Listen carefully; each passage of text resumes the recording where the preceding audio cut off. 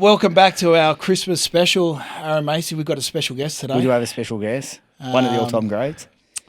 He's a kid I met in Bali a few years back. And, and actually, we had a conversation about rugby league, and then I think we spoke for the next 2 hours about the intricacies of the game. And this is when I knew how high his IQ for the game was. And it's none other than our man, Mitchell Pearce. How are you? Good to be on, boys. Pearcey, thanks for coming on, mate. Thanks for having me. What's going on? What's going on with these days? Just thinking about that Bali trip, Ren, what you just spoke about. Yeah. That was good times. But no, life's good, retired, enjoying retirement and sitting on podcasts just talking, really. Mate, we were just saying last week how many podcasts I've done this year. Yeah. Just getting around, just a podcast hall.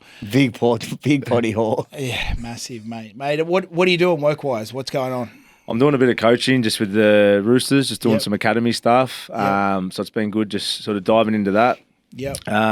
Just sort of seeing how I enjoy the coaching side of things. Lots of good little players coming through there. Harold Matts and SG Ball. Yep. So that's been enjoyable. And then just doing some stuff with Toddy, actually. So building the Reboot business that we're working on at the moment. Awesome. Just around mindset stuff. Tell us about Reboot. Yeah, so sort of the idea came up. The name Reboot was just about sort of rebooting your life. Yep. We've obviously made a few changes in our life. So just more than anything, just want to make a bit of a movement within blokes especially. With the counsellors, they're going to put some programs together for one-on-one coaching.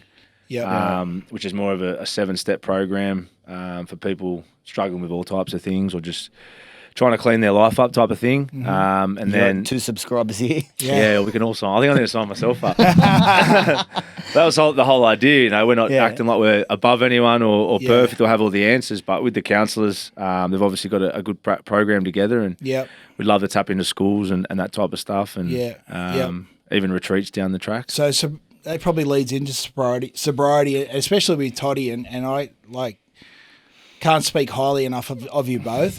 We came through a system where alcohol was encouraged, right? You know, especially in rugby league. How long have you been sober for now? 2 years just gone. Yeah. So I've spoke about it a bit. For me, I was going pretty hard at the time. Went over to Europe for the first year, and just the same old pattern, sort of like you said. You come into footy, and footy was always the focus during the seasons, and then obviously whenever I got a chance, I'd let my hair down, and I was just a bit at that age. I sort of split up with my ex at the year before I went over to Europe. Just going through a bit of a trying to find my way, I suppose, a little bit, a bit uncertain. Footy, I suppose, like I said, was still sort of going well, but I was coming near the end. Came back to Sydney, and I think everyone was sort of moving on with life, and I just had a bit of a realisation one day. I was with Toddy actually on the Goldie, and it just felt different this time. It was just Was there like a specific sliding door moment where you just went, done? Yeah, it was probably on the back of that bender that we had, to be honest. It was we both sort of speak about it. It was a big couple of days. And, So did you both do it at the exact same time, like off that? Is that when did you both go sober at the same time? Toddy was a couple of months later. Mate, it was really weird because we've always had the best times together. Yeah, we had a great couple of days, but I remember the third day. I just had this weird self-worth feeling. It was hard to explain. Different, normally off the back of a big few days, you have a bit of a light bulb moment for a week or two, and then you're back on the train. But by the back end of the week, you're coming good again. Ready to back up. I think it was just going overseas. Probably was partying harder than I should have at the back end of that year. And I knew I needed to make some changes. For me, I got no judgment about people drinking and whatever works for you. But for me, it was either all in or nothing, and everything else would sort of fall away. And I just needed to grow up a bit as well. So I made the decision to stop drinking, and then, plenty of good things happen for me. So it works for me, but some people can do it, some can't, and my life's just cleaner without it. Do you ever do you miss it? Is there points in your life where you go, well, maybe I can have a drink here or two, or is it just like, nah, completely done? Yeah, I haven't missed it. I think I had two real good mates I spoke about a fair bit. One of my English mates and a Tyrone mate that went over with me at the same time.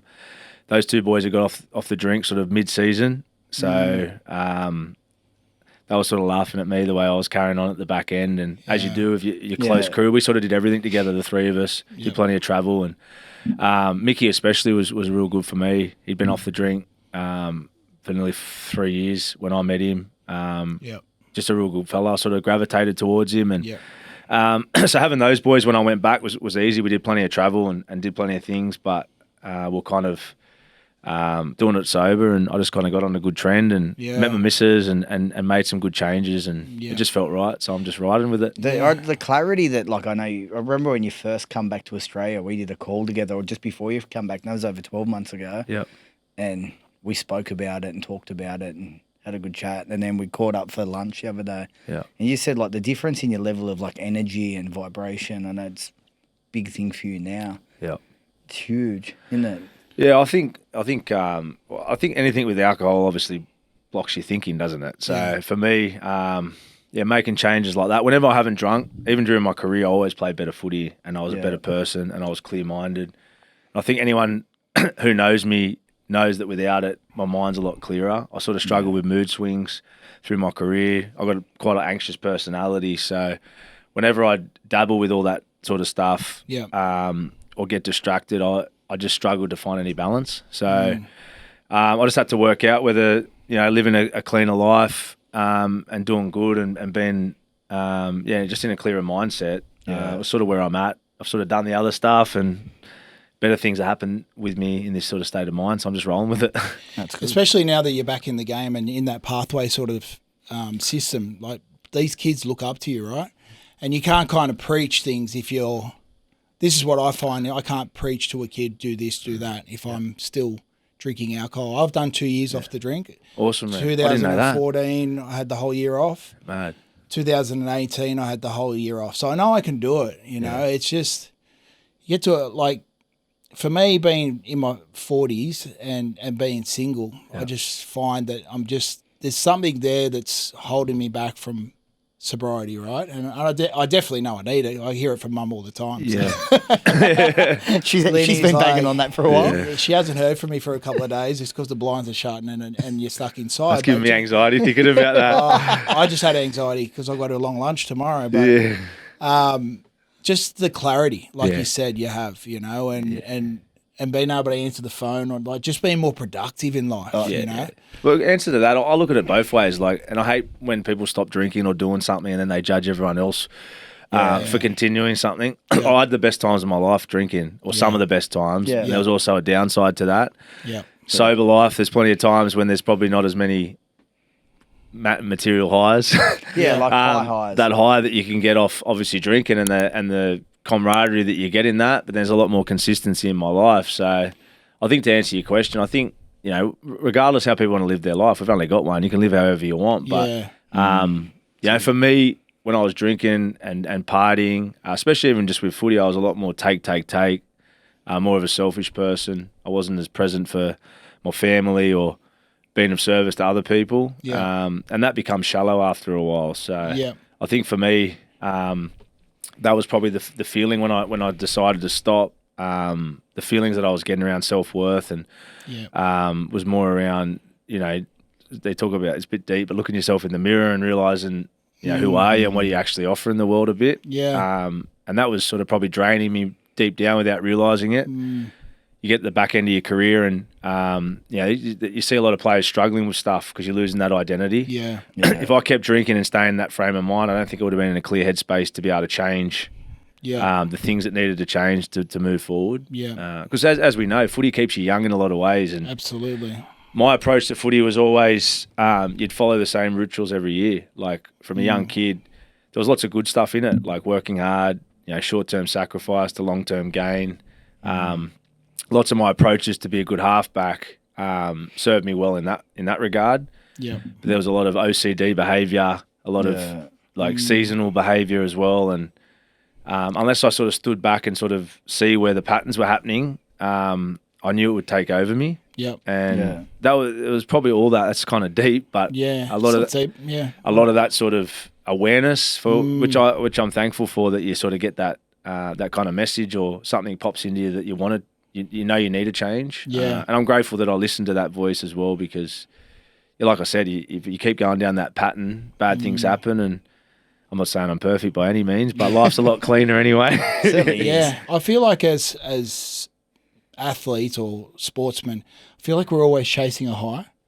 You know, like from the age of 4, like I don't think you can emulate the high you get from winning a game or scoring a try, and it goes right through to winning a grand final, right?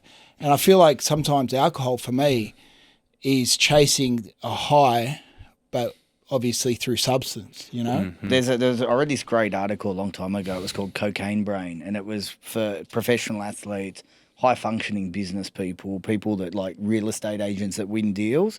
And it's that same release of dopamine. It's the same trigger in your brain when you either do a deal or you win a game or it's that release of dopamine. It's mimicked by the same thing as cocaine. So many of these high-functioning, strong business people are then hammering themselves on the gear because they're trying to re-emulate that feeling of winning. And the organic feeling of, like, I don't care, and I've done drugs, doing a line is never as good as doing that deal and getting that real organic feel of dopamine, like of doing something good. It's more of a slow release, isn't it? Well, it is. No, but so you get that rush. Like I know with me, like I kicked a goal with something in business, and like you get that feeling, like you've done something good, and you get that. And same as when you play sport, you win a grand final, or I feel like you lose your sense of masculinity when you've retired, right? So I'm chasing that sort of competition, right? So I'll still go and box and I'll go and spar because it makes me feel like a man again, you know, because once I retired, it's just I miss that competitive nature. I don't miss the game as such. That's really cool you say that, Reni. Explain that, because I've been thinking about that. The masculinity thing, like when you explain. Like, especially in hospitality, right? So I'm in the cleaning industry and, I've got to manage down and manage up. And a lot of,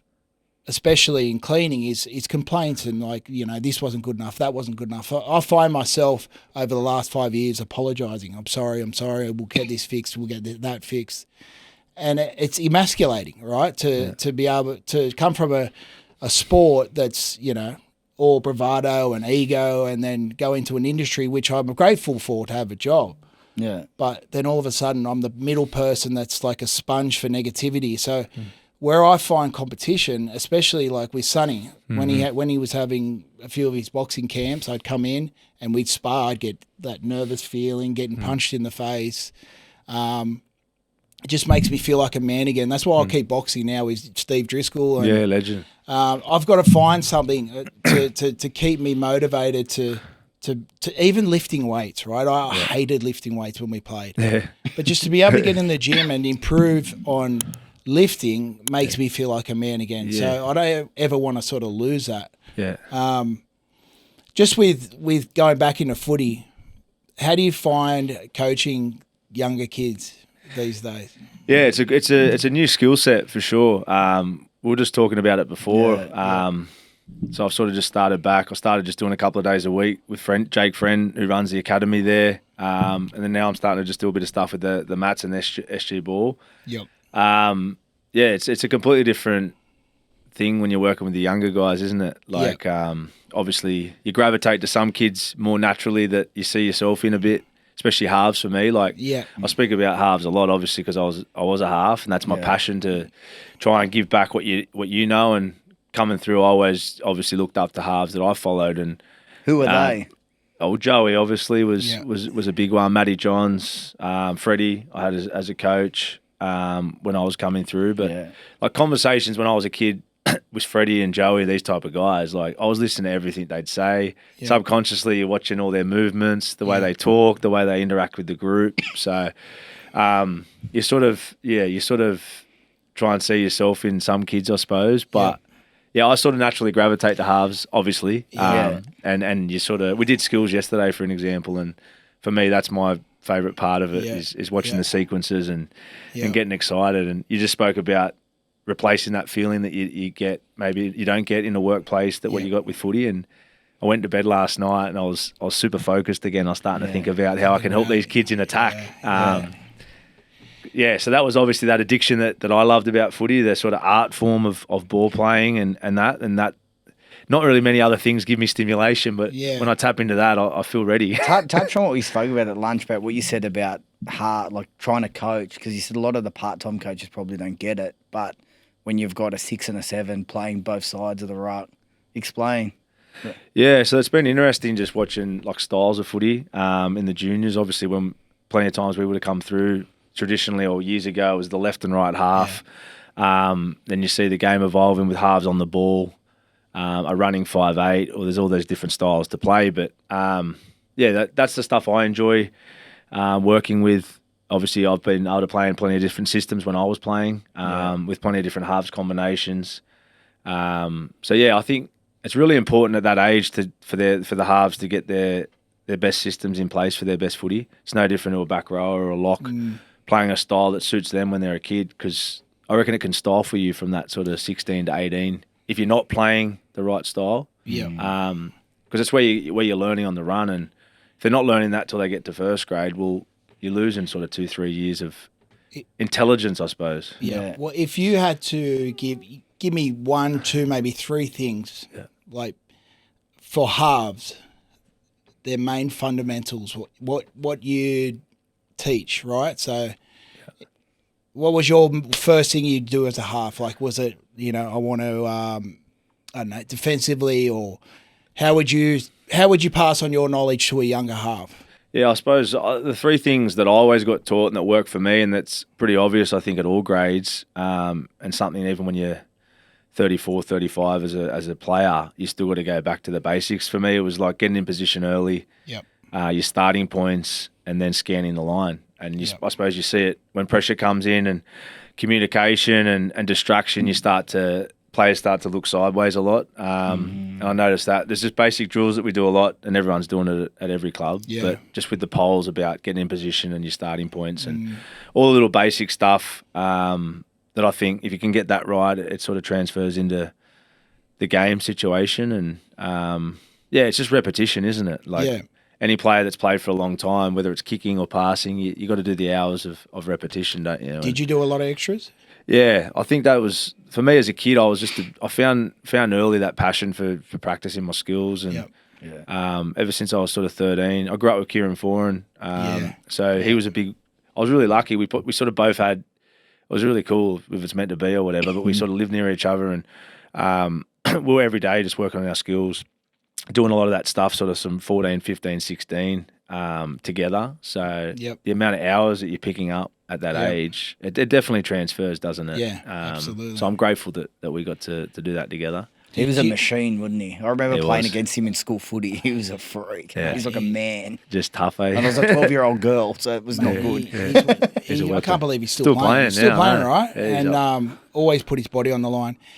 Did you ever what was your favourite sequence? Like, did you love a short side? Was it specific people you target? Like, I used to play on the ball a lot. Like, you'd always play on the front. Yeah, I feel like my strength was probably creating space for other players. I feel like I understood game plans and stuff quite well as a halfback. So I feel like I was a team player too. So I used to play well with a running 6. I used to like to get other players involved and put sequences together, that type of stuff. I feel like that was probably my strength. And then obviously running game, but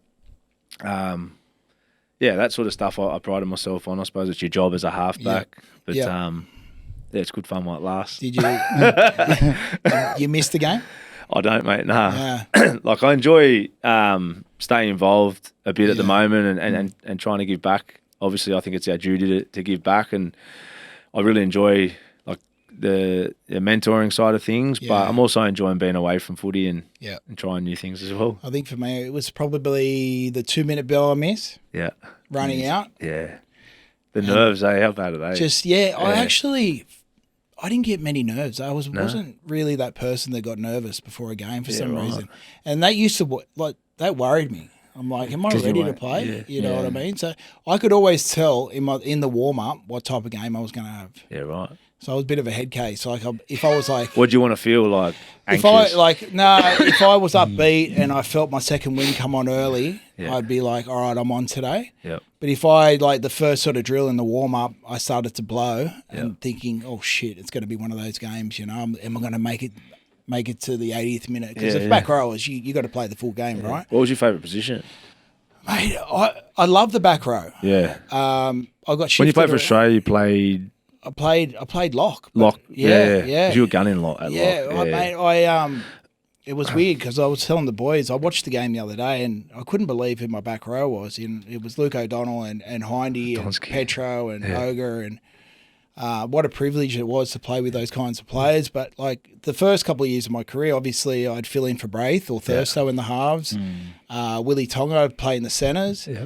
I preferred left side, but I found that I made more line breaks on the right edge. It was just like... What was that, you reckon? I don't know. Maybe because I was more right foot dominant, that I'd cut inside the half a lot sharper than on the left side. When because you were coming on as that utility at the Dogs early days. Yeah. And it was remember everyone was cutting their hair like Reni at school. That's one for you. I was because you were obviously we were sort of year 10, 11. And I had mates at school that loved you. You were the cool kid on the scene. He still is. You probably get humble hearing that. You were the man. I remember the boys were all cutting their hair and doing your step and everything. Yeah, we had the true story. Yeah, I remember that. Darcy actually brought that up as well. Yeah. He said, but that was every Friday ritual. We go up to Belmont and we get our mullets done. But it came off the back of Beckham, you know. So it was. That's what it did, eh? Yeah, I remember at the square. We all had it at school. Yeah. No, we were in the Catholic school, so it was like, no, you can't have it. 2013, you win the Premiership. Yep. Did you know early on that was your year? Because Sonny came. That's when Sonny's first year. What kind of influence do you have on the team? Yeah, Sonny was awesome. That year was it was a funny year because Sonny signed late. I think he was in Japan Rugby, wasn't he? I think before. Yeah. And then we had Michael Jennings come over. Jimmy Maloney had signed sort of mid-season the year before, so we knew Jimmy was coming over. Before, but then we picked up, obviously Jenko, Sonny. There was one other one. Who else did we pick up that year? There was one other one. But yeah, like obviously it just kept getting good news, which is a good thing. And then it's also like, fuck, we better win with these boys. Yeah. So obviously Robbo was there his first year. Where we were at as a club that sort of year, couple of years before, we were all pretty raw and young, still pretty immature. We had heaps of talent. Obviously Boydie was there, Friendy. All the core group that sort of kicked on, Frankie Paul, Jared. But we're sort of underachieving, and we can admit that. We sort of probably didn't know what it was like to be professionals. We thought we did, but and it was probably a little bit too. Brian Smith was there, and we were very much an attack-focused team. Yeah. There wasn't much attention around defence. So when we were really good, we'd have these mad wins, and we just didn't have that consistency. Yeah, right. Robbo took over and sort of changed the whole culture around defence and style of footy. But you're only as good as your cattle too. So obviously Sonny coming, all the lads that we had there. But his influence, Sonny, was massive. Obviously I was a few years younger, as I am, the new boys, but we all looked up to him. Anything Sonny says, you would have done at that age. Maybe not anything. Right, maybe. Most things. Yeah. But I remember just little things. Like I used to go to yoga with him, and just had an aura about him. Sounds like something small, but you know, that was cool at that age. Yeah. And then a lot of the stuff. Minnie was the big one too. Yeah, of course. Like Minza was sort of older than all of us. Really, he was like 33 at the time, 32, getting us all on the mad diets. All the boys sacrificed. What was the diets were crazy. What was the diet? Was it the paleo diet? Paleo. So we did this. Right. Mate, we did this 2-week thing. So obviously Sonny and Minnie were there, and right behind it. This. So we had no choice. Everyone's going, whatever. I love it. It's best. Yeah. We did this 2-week diet. The funniest thing out of that, Jimmy Maloney, who just doesn't give a fuck. Still doesn't. Jimmy came in every day. So all the boys are bringing in like raw mince. Yeah. And it was like, I don't even think you could have veggies. I think it was just like all meat. It was all meat. All meat. I remember you So Keegan Smith was actually the big one. Yeah. So him and Minnie, and they had their little paleo crew. They were leading the show. But yeah, Jimmy came in every day with Macca's. Yeah. I like that. That like we've known him for a long time. That is Jimmy Maloney to a T. He just doesn't flinch. He doesn't flinch. And I remember I bumped into him mid this year, and he still had that ponytail. And this is just before they started the pod. And he's standing at the window, and he's waving like this. I was there at this racing function. He's waving. He's in thongs. He looked homeless. Yeah. It's like, fuck, it's you. Yeah. And he's refreshing, Jimmy. Like I had a great combo with him, and I loved playing with Jimmy. Best. So I could be pretty deep thinker and that type of stuff. And you play with combos like that. Like I love playing with Jimmy because regardless how it was on the field, he'd come up with all the errors, and then as everyone says, nothing emotionally he wouldn't get rattled. Zero. So it was great in big games, especially if you're feeling a bit anxious or a bit uptight. You look at Jimmy, and if I was off or he was off, or whatever, you could sort of you had that combo where you complemented each other. Yeah. Just even things like that when everyone's doing these sort of diets. He's rocking Macca's. Well, it breaks it up a bit.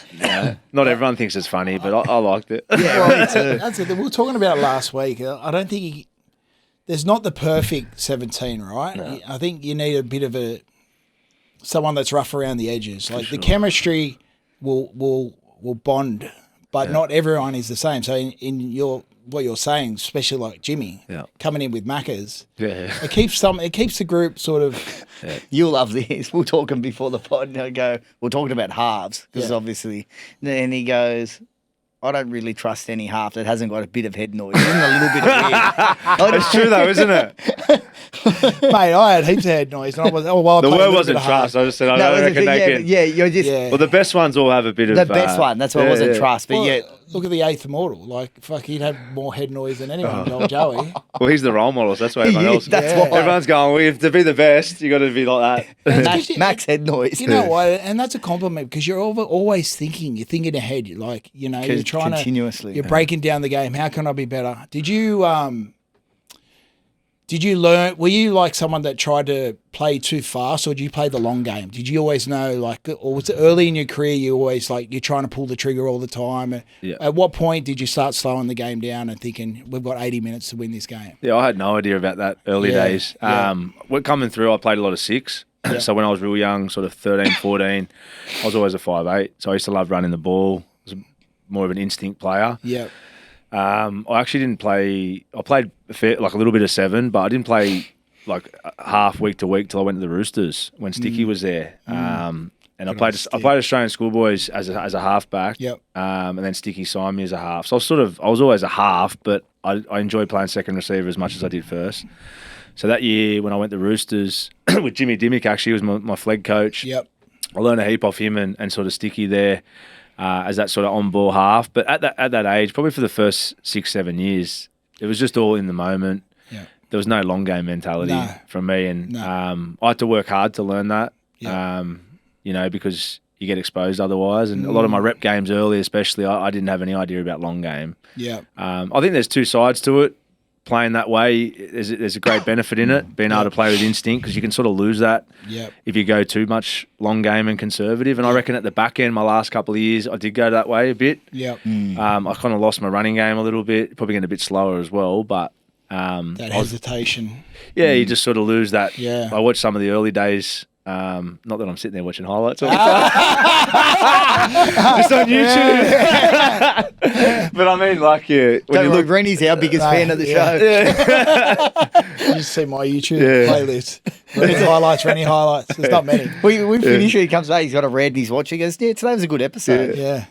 But you watch back early days, you sort of come up with different stuff than what you did at the back end, I suppose. But Nathan Cleary's a perfect example of the balance, isn't he? Yeah. And he obviously started probably that through the juniors. He probably wasn't as flamboyant, and then he's developed the other side of it. So I wonder which way's better, whether you learn the instinct first and then the long game, or the other way around. Well, it I'm not sure. Like him and Jerome, they complemented each other, right? You got one instinct and one that plays the long game, you know, and they just know the perfect time to pull the trigger. And I think that's to develop and come through the system together has been a huge help for that Penrith side. And then you throw Yowie in the middle like a third half. How good's he? How good is he? So he would always start on A, skip over to C, play at the back. Yeah. And I think Queensland figured it out. Yeah. And then he just started straightening up, getting in behind the markers. And then he developed his game. He didn't just stick to one sort of style of play. And you sit back and watch that side, and I'm thinking, who's going to beat this team? Regardless of how many players they lose, they just. I think we say it every year that next year's going to be a big test. Like obviously losing Jerome's got to be monstrous. I think the best thing that happened to Jerome this year was not having Cleary for almost half the season. Yeah, because he's developed that longer game himself. Yeah. How much do you feel like the game's changed? It looks so hard now, doesn't it? It does hard. I was lucky. I think, like I said, the last year I played, I got an injury. I played some decent footy in my last year, but I felt slower. That was when the 6 again started to come in. So I reckon it's just getting harder every year. But I noticed that, like, just defensive, I felt like I was always a solid defender. Yeah. But that last year, I was just on the back of a few 6 agains, I just started to notice a bit. Did you look for a little bit of a short? Yeah, and it was just that whole thing we were just talking about getting in the flow on the arm wrestle, and especially when we're in big teams like Roosters and Bulldogs, you know, you can roll through the middle and kick well, and opportunities would come where the game started to change. I noticed it a bit. Super League was good for that. It was a bit more old school. Yeah. So I enjoyed that. But yeah, I watch it now, and you know, you get on the back of a few 6 agains. Doesn't matter how good you are with the ball or your attack. It's forcing back, isn't it? So it looks hard now. Talk about the difference, and this is like as a half, you see teams, and we talk about it when we're in previews and reviews. How much harder is it playing off a forward pack that isn't going forward compared to a team that's rolling forward? Like, what's the difference as a half? Yeah, it's obviously a lot easier when the boys are rolling forward. For me, it was a good challenge when I went to Newcastle. Because off the Roosters packs, first to admit, I had a dream run there. We had unbelievable forward pack, massive outside back, especially when we won the comp. It's hard not to win the comp without that. But similar when you're at the Dogs, you just got big middles rolling forward, and you're sort of always playing on the front foot. When I went to Newey the first year, I had to learn playing off the back foot a lot more, and I was playing a lot more footy from like yardage. So I really enjoyed my footy. I had KP there as well, so there was a lot more like thinking going into games, especially in yardage, because we weren't getting to play the balls. So that was good. A good bit of a development for me, sort of at the back end, but I'd much rather a big pack. Cut a long story short, I'd much rather a big pack. You got a quick play the ball, eh? Yeah. It's like when Matt Utai would have a carry, everyone would be pushing each other out of the way. Who's got the ball? How good was Matty Utai? Because you knew you were getting a quick play the ball. Yeah. You know? It always just Mace is pushing everyone out of the way so you can get a quick play. Mace down the short side. And like the best is when he was retreating in defence, and I'd be like 4-man, and I'd be like, go open, and he'd be pretending he'd what? And I'm like, mate, we'd have 5 men on the short side, and he'd go, and then just cut open late. So.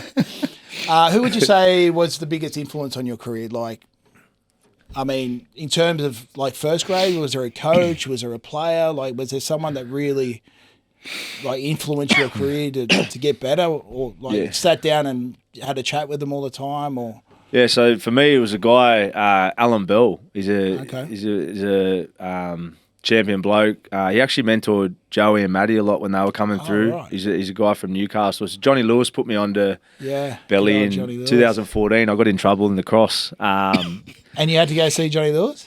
No, well, Johnny was doing a bit of boxing stuff at the Roosters. I sort of had a little bit to do with Johnny through dad and everything growing up. Not a close relationship, but he's always sort of been good to me. Yeah. And Johnny and Alan Bell are really good friends. And Johnny said to me, when I got suspended for a couple of games, he said, I want you to chat to Belly. He's a big fan. Be one of the smartest guys he's ever spoke to in footy. So from that day on till now, I still only spoke to Belly yesterday. Yeah, wow. He's the smartest guy I've spoke to just about life and footy, those older mentors. But Joey and Maddie speak glowingly about him. He did a lot of stuff for Newey in the early days. Yep. But I always say Belly just because away from footy, you had your coaches and everything like that, but just a personal coach gave me a lot of belief. I just sit there for hours, honestly, just sitting there listening to him talk, just about all sorts of stuff. I trusted him, and it was just lots of stuff around technical footy halfback stuff that I don't think there was anyone smarter. So he played? No, he was a coach. He just coached, so so he developed he did a lot of stuff in Newcastle. He was at Newtown a lot with Warren Ryan. Okay. Through the 90s, 80s. Yeah.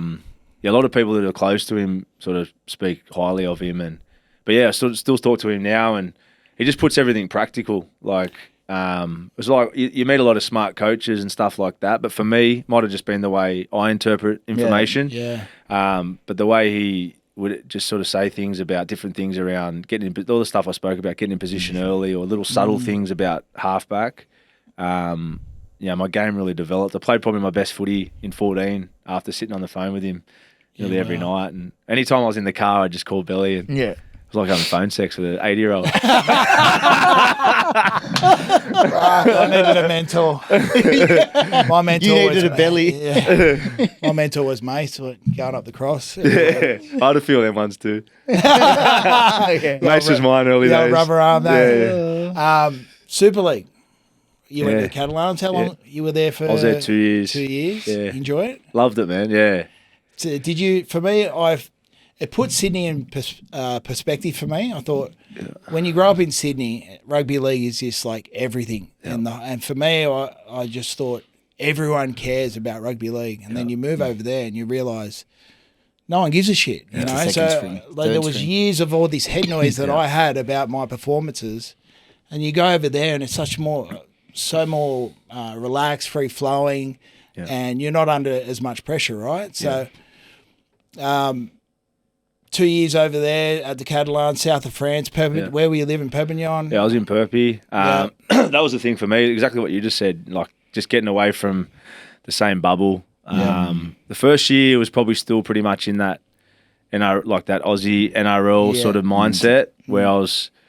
The second year, obviously, I met my partner there, a lot of local friends, a lot of my mates over there and still good friends now, a sort of different culture and away from Australia. They don't even speak English, most of them. So, so I think that was a big thing. I was obviously open to that as well. My good mate Mickey, I spoke about too. My English mate. What's his last name? Mickey McAlorum. Yeah. You would have played against Mickey. I think I might have played against him. Yeah. He's a real gypsy and travels a lot. So and doesn't sort of talk too much footy. So we weren't. It was a real just change for me and. I was grateful for the boys I was knocking around with, and then obviously I said my missus, and then a lot of our local friends. So sort of a lot of stuff changed for me, and I wanted to change. Yep. I found peace in that lifestyle. I found peace in my friends away from Sydney, and it was probably the main thing. But the footy was fun as well. It's good when you're a bit older and slower. Yeah. I was probably I was just more, about done here, and then it's more attack based, right? Yeah, it was more. It was a lot more fun. Yeah. Yeah.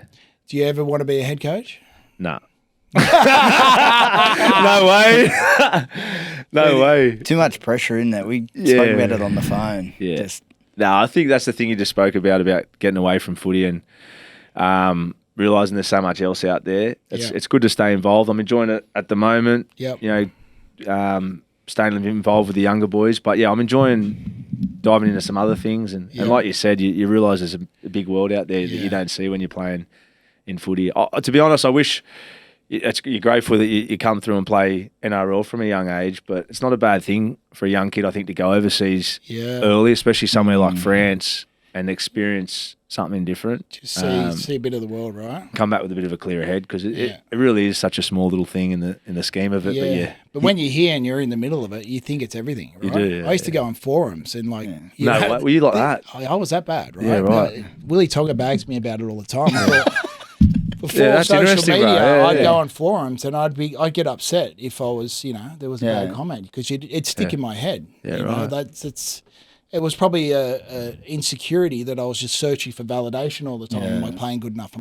So early on in the career, I had so much success, and then when things started to plateau because of my off-field behaviour wasn't as good, that's when I was searching for validation, and I'd go on these forums, and Tong would always be like, "Get off that fucking thing," but It's true that you think it's the only thing that matters, don't you? Like, right, correct. I was the same as you. After a loss, you'd be embarrassed to sort of go to training, or you think everyone's talking about you on the street. Where I was really bad like that. I never really cared, like on forums and stuff like that. But you do more. No, I'm not judging it. Everyone else on Pornhub. And he's just in there. I was on that forum as well. In my day, we only had Playboy. It's no good for your mind, is it? No, You're just so up and down. And I was a worse player because of like worrying about all that sort of stuff. Like I would have been heaps better if I was like not riding the ups and downs and stressing about everything. Like I would have been like, for football's, when you're in a clear headspace, you play better footy. Yeah, when you're dragging that anxiety into your performances, it does affect you for sure, and especially with rep footy and all that sort of stuff. But yeah, if I gave advice now, it'd be just try and find balance. Like, but I don't know if you can. Yeah, maybe be like he Jimmy. never went on a forum. It's a lot harder. But he looks about 80 now, so I don't know. Whatever he's doing is not working. At least he's cut the hair, hasn't he? Yeah, it'd be a lot harder for kids these days, especially having access to them, just reading comments all the time. Like Definitely. we came through an era where there was no social media. Yeah. And then the back end of my career, there was social media. So I got kind of the best of both worlds. So I don't know if I'd want to be a footy player these days. Looks so hard. The salary cap's a lot better, though. Yeah, that helps. It's the money they're on. Yeah. Rep footy. Yeah. Like, how many games you played for New South Wales? Because you played in the hardest era, Yeah. right? Fuck. And then you came back and won the... 19 we won, You thankfully. threw that pass. You threw the pass. That's all I'm holding on to. Yeah. It was, mate, rep footy for me, like we just spoke about, the roller coaster. I played Origin in 19, so I played young. You did too. Yeah. So it all came around really fast. I look back, once again, not watching highlights all the time, but you see different things and you see it from a different perspective when you get older. There was plenty of decent footy, I felt like, as for a young kid. I was only 19, 20, 21, still learning my ways there early, but repeated losses. And I look at it two ways now as a retired player. I had the best times ever playing in rep footy. Yeah. Some of the best experiences. Those wins were the greatest feelings ever. Yeah. The losses, I didn't want to leave the room, but it's all part of it. They were too good in the end, and plenty of times there, I didn't handle the pressure situations nowhere near as well as their superstars, and that's why those guys are immortals. And I'm talking about losses. Yeah. But it's true. Like it was a difficult time, and to be honest, you spoke about the well-being side of things. I wasn't conscious of it at the time, but those Origin losses, they drive you hard. And I always prided myself on coming back. Obviously, you got no other option, but to come back to club level and be there for your team and play well. But there was a lot of. Did you find it hard to back up downs. after an Origin? I used to love the 2 days after. Yeah. So any longer? 2-3 days. I nearly always went close to man of the match just after an Origin. Yeah. Because the speed of the game as a half, they were the best times to play. Yeah. Because around camp, as you know, you're in camp all week in those sort of rep teams, and the standard's a lot higher. Yeah. So you come back and everything's It kind of slows down. yeah. So I definitely noticed I enjoyed those couple of days after, but look, I'm so grateful for all those experiences, and when you get older, you're sort of talking footy like we are now, and you get to think back on all those players you play with and everything like that. It's good times in your life. When you look back at that team that you played against, like, what was it like playing against the dynasty of Queensland? What was the feeling and what was your mindset, like, going in year after year going, fuck, how do we get them this time? Oh, you're backing yourself at the time. Like, I think a lot of those series, 17, we were one pass away from winning the series in game 2. 15, we got beat by field goal in the first game and then had a big win in game 2.